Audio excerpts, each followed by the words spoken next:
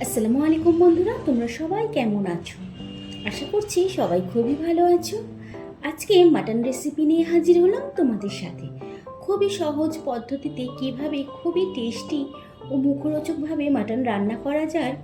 আজকের এই রান্না তোমাদের ভালো লাগলে আমার চ্যানেলকে সাবস্ক্রাইব করে আমার পাশে থাকার অনুরোধ রইল। তো কিভাবে রান্না করছি চলো দেখে নিই। এখানে একেবারে চর্বিযুক্ত মাটন নিয়েছি। মাটনের সাথে চর্বি থাকলে সেই রান্নার টেস্ট কিন্তু খুবই ভালো হয়। এখানে কাঁচা লঙ্কা, হাফ টমেটো, আদা, 6 পিস আলু আর 2টো পেঁয়াজ কুচি করে রেখেছি। এখন ছোট চামচের 1 চামচ গোটা জিরে, 2 চামচ রাঁধুনি, 1 চামচ গোলমরিচ, আদা সব কিছু ভালো করে মিক্সি জারের মধ্যে পেস্ট করে নেব। পেস্ট করার সময় অবশ্যই সামান্য পানিতে পেস্ট করতে হবে।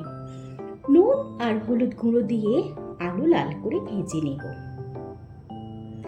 এখন রান্নাটা আমি প্রেসার কুকারের মধ্যেই রান্না করব, সেই জন্য প্রেসার কুকারের মধ্যেই সর্ষের তেল দিলাম। অবশ্যই সর্ষের তেল দিয়ে রান্না করতে হবে। 2টো শুকনো লঙ্কা, গোটা জিরে একটু ভাজা হলে সামান্য হিং দিলাম। এইভাবে ফোড়ন দিলে খুব সুন্দর ফ্লেভার আসবে। কেটে রাখা পেঁয়াজ দিলাম। পেঁয়াজগুলো তেলের মধ্যে নাড়াচাড়া করতে থাকবো। তারপর হাফ টমেটো দিলাম। পেঁয়াজ টমেটো একটু নরম হয়ে এলে এর মধ্যে মশলা অ্যাড করব। বেটে রাখা মশলাগুলো দিয়ে দিলাম। এই মশলাগুলো একটু পেঁয়াজের সাথে নাড়াচাড়া করে নিলাম।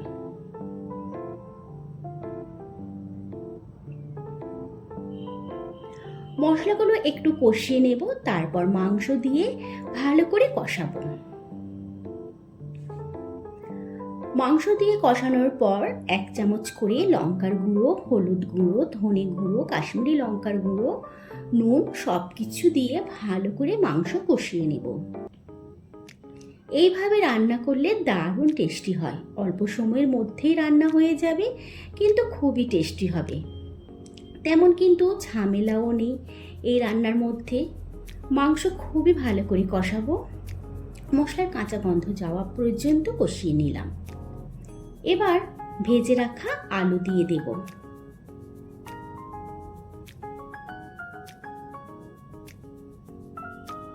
আলুগুলো দিয়ে আবারও কিছুক্ষণ কষিয়ে নেব।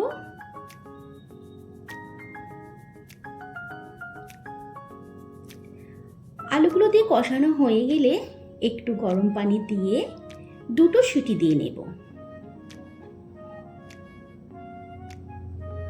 তবে ঝোল ঝোল একটু রাখবো বলে সেই হিসাবেই পানি দিয়েছি। খুব বেশি কষা করব না। 2টো সিটি দিয়ে আমাদের রান্না একেবারেই কমপ্লিট। এখন সার্ভ করব। অল্প সময়ের মধ্যে যে এত টেস্টি মাটন রান্না করা যায় আমিও কিন্তু অবাক হলাম। তোমরা অবশ্যই একবার হলেও ট্রাই করবে। এই রান্নার খুবই সুন্দর সুগন্ধ বেরিয়েছে, দারুণ হয়েছে। পরোটা, গরম ভাত, ফ্রাইড রাইস সব কিছুর সাথেই ভালো লাগবে। আমার এই রান্না তোমাদের ভালো লাগলে আমার চ্যানেলকে সাবস্ক্রাইব করবে, একটা লাইক, শেয়ার, কমেন্ট করবে। আল্লাহ হাফিজ।